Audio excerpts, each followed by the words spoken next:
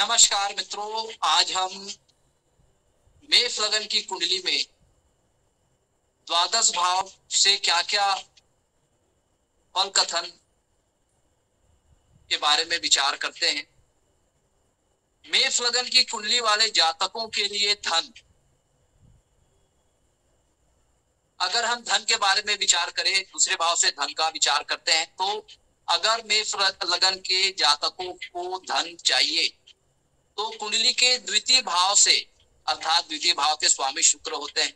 अगर शुक्र कहीं कुंडली में कहीं पर बली है, अगर धनेश होकर के वो केंद्र या त्रिकोण भाव में बैठे हैं या अपनी मूल त्रिकोण राशि या अपने उच्च राशि में बैठे हैं, तो निश्चित रूप से जातक को धन लाभ प्राप्त होगा। शुक्र की स्थिति जो है, दो या दो से अधिक शुभ ग्रहों से अगर शुक्र दृष्ट हुए तो निश्चित रूप से शुक्र की दशा अंतर दशा में जातक को धन प्राप्त होगा।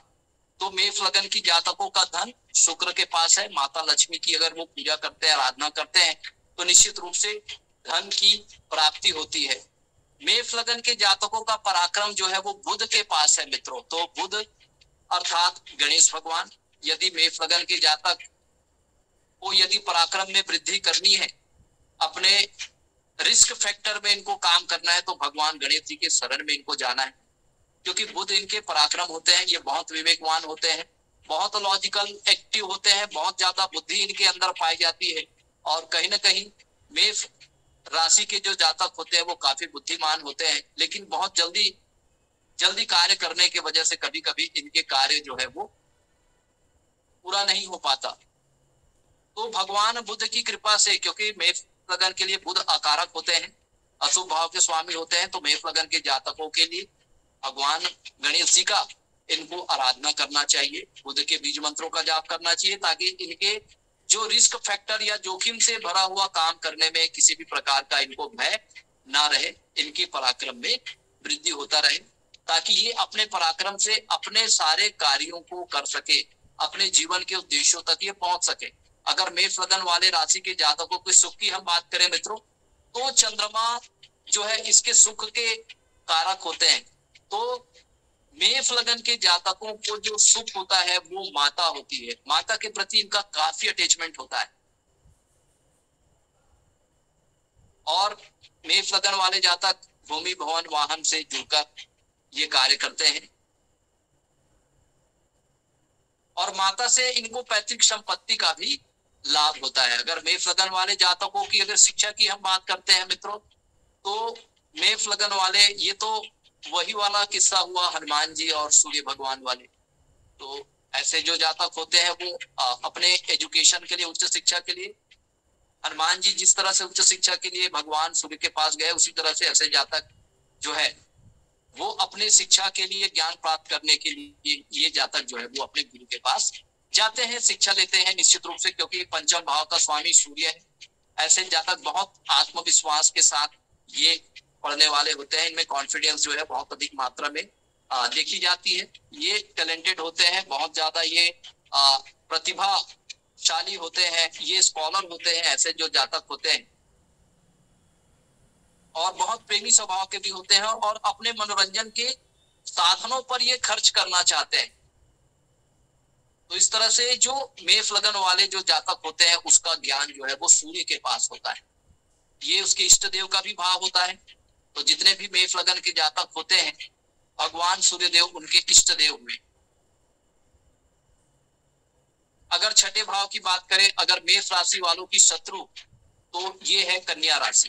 तो कन्या राशि वाले जातक जो है वो मेष राशि के क्या होते हैं, शत्रु होते हैं। इस कारण से इनके साथ इनकी बॉन्डिंग नहीं होती, फ्रेंडशिप नहीं होती, मित्रता नहीं होती, और इनके जीवन में कन्या राशि वाले प्रतियोगिताएं करते हैं, इनके शत्रु होते हैं, इनके लोन्स इन्हीं के कारण बढ़ जाते हैं, और रोग भी ऐसे जातक को सताने लग जाता है, जिसकी वजह से इनके जीवन में स्ट्रगल बढ़ जाते हैं, बाधाएं बढ़ जाती है, अवरोध एवं अटकलें बढ़ जाती है। तो मेष लगन के जातकों के लिए बुध जो है वो अशुभ है और अकारक भाव का स्वामी है, त्रिज्याय भाव का स्वामी। अगर मेष लगन की पार्टनर के बारे में बात करें, तो शुक्र जो होता है इसके साथ इसकी बॉन्डिंग अच्छी होती है। तो तुला तुला राशि वाले जो जातक होते हैं वो इनको बहुत अच्छे से समझ पाते हैं, क्योंकि ये इसके सप्तम भाव के स्वामी होते हैं। तो ऐसे जातक का जो लग्जरियस और कंफर्ट होता है वो तुला राशि वाले जातकों से इनको प्राप्त होता है। अगर ये इनके साथ पार्टनरशिप से भी अगर काम करते हैं तो निश्चित रूप से इनका पार्टनरशिप कामयाब होता है। डेली इनकम के भी सोर्स जो है इनके बने रहते हैं। अगर अष्टम भाव की बात करें तो जो मेष राशि वालों के लिए जो सबसे दुख का भाव होता है अष्टम भाव, लेकिन अष्टम भाव में भी मंगल की ही राशि है, तो निश्चित रूप से ऐसे जातक को अष्टम भाव का भी लाभ प्राप्त होगा। ये जातक साधना करते हैं, बहुत परिश्रमी होते हैं, अपने कार्य क्षेत्र में ये बहुत ईमानदारी से ये कार्य करने वाले होते हैं, बहुत पराक्रमी होते हैं। कोई गुण विद्या से भी ये जुड़कर कार्य करते हैं। हनुमान जी की कृपा इनके ऊपर हमेशा बनी होती है और हनुमान जी जो है इनको साधना कराते हैं, इनके जीवन में परीक्षा लेते हैं और हनुमान जी की कृपा भी इनके ऊपर बनी रहती है। वैसे जातक हनुमान जी की चालीसा का पाठ करना चाहिए, हनुमान जी के मंदिर जाना चाहिए। अगर भाग्य की हम बात कर लेते हैं तो मेष लग्न के जातकों का जो भाग्य होता है वो गुरु महाराज होते हैं, और इनके जैसे ही ये विद्यालय जाते हैं और जैसे ये उच्च शिक्षा ग्रहण करने जाते हैं, उच्च शिक्षा ग्रहण करते समय इनका भाग्योदय शुरू हो जाता है, क्योंकि जैसे ही ये ज्ञान के प्रिव्यू में आते हैं इनके भाग्य में वृद्धि शुरू हो जाता है। चलिए मेष लग्न वाले जातकों के अगर कर्म की हम बात कर लेते हैं तो शनि महाराज इनके कर्म भाव के स्वामी होते हैं, जो बहुत ज्यादा इनको डिसिप्लिन बनाता है, बहुत ज्यादा अनुशासन प्रिय बनाता है। इस कारण से ऐसे जातक को मान सम्मान पद प्रतिष्ठा प्राप्त होती है, उन्नति पदोन्नति प्राप्त होती है। चलिए मित्रों, यदि एकादश भाव की बात कर लेते हैं तो मेष लग्न वाले जातकों के लाभ भाव में शनि होते हैं, तो मेष लग्न वाले जातकों को पूरी निष्ठा ईमानदारी से डिवोटेड होकर इनको कर्म करना पड़ता है, क्योंकि इनके कर्म के भाव के स्वामी भी शनि होते हैं और कर्म फल के भी स्वामी शनि होते हैं। तो इनके कर्म पर और कर्म के फल पर शनि का प्रभाव होने के कारण ऐसे जातक बहुत ज्यादा डिसिप्लिन और अनुशासन प्रिय होते हैं, बहुत हार्ड वर्किंग इन नेचर होते हैं। इस कारण से ऐसे जातक जो है पुलिस या आर्मी विभाग में होते हैं, कोई प्रशासनिक क्षेत्र में जा सकते हैं, आईएएस आईपीएस हो सकते हैं। चलिए यदि मेष लग्न की जातकों के लिए व्यय भाव का बात करें तो निश्चित रूप से ये जातक जो है वो धर्म कर्म के कार्यों में ये रुचि लेते हैं, दान दक्षिणा के कार्यों में ये रुचि लेते हैं, क्योंकि गुरु जो है वो हमारे धर्म का कारक है, अध्यात्म का कारक है। निश्चित रूप से ऐसे जातक जो है वो अपने जीवन में धर्म कर्म के मार्ग में चलकर ये जो है अपने मोक्ष का रास्ता जो है ये प्रशस्त करते हैं मित्रों। तो इस तरह से आज हमने समझा कि मेष लग्न के जो जातक होते हैं उनके जीवन में हमने धन भाव से लेकर के जो व्यय भाव तक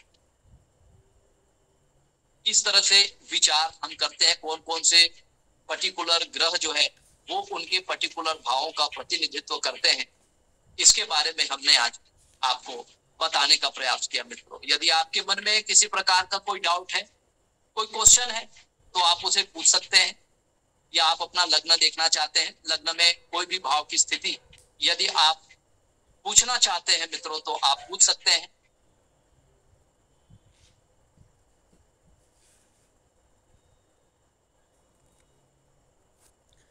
सर मेरा एक प्रश्न था, हम लोग जो नवमेश का पढ़ रहे हैं तो आपने कहा कि जैसे जातक की हायर एजुकेशन स्टार्ट होगी तो उसका भाग्योदय होगा। अगर भाग्येश गुरु की दशा या महादशा उस समय नहीं चल रही है या कोई भी दशा नहीं चल रही है तो भी क्या ये चीज लागू रहेगी? देखिए, कोई भी रिजल्ट हमें तब मिलेगा जब हम दशानाथ के पास जाएंगे। निश्चित रूप से अगर गुरु की दशा में मान लो जातक अगर हायर एजुकेशन ले रहा है जी, तो निश्चित रूप से उसका भाग्योदय होगा। और अगर ऐसा नहीं है अगर गुरु की दशा नहीं लगी है तो गुरु की दशा जब लगेगी तो उसका पूरा फल को मिलेगा, क्योंकि ये 1-5-9 है, त्रिकोण भाव है। त्रिकोण भाव की दशा सबसे ज्यादा शुभ फल प्रदान करते हैं, हमारे जीवन के स्ट्रगल को ये कम कर देते हैं और हमें बड़े आसानी से हम अपने मंजिल तक पहुंच जाते हैं, जी जीवन में स्ट्रगल कम हो जाते हैं। जी तो क्योंकि ये जो नौवां भाव होता है वो हमारे पास्ट लाइफ का भी होता है, पूर्व जन्म का भी होता है। तो जी पूर्व जन्म में के जो अच्छे कर्म होते हैं, उन अच्छे कर्मों के कारण हमारा ये जो वर्तमान जन्म होता है, वो जन्म जो है वो काफी सुखमय होता है, जी काफी आनंददायक होता है, और भगवत कृपा भी हमारे ऊपर बनी हुई होती है। जी। धन्यवाद सर। और किसी का कोई क्वेश्चन है?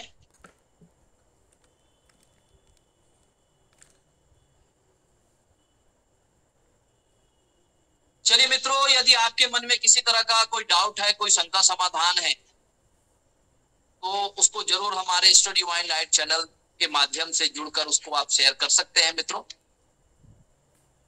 अब विदा लेने का वक्त आ गया। इसी तरह से आप हमारे चैनल को अपना स्नेह और आशीर्वाद प्रदान करते रहिए मित्रों, और ये चैनल को आप अपने ज्यादा से ज्यादा अपने सहयोगियों, अपने मित्रों के बीच जरूर शेयर करिए। परमात्मा आपको स्वस्थ रखे, दीर्घायु रखे। इसी शुभ और मंगल कामनाओं के साथ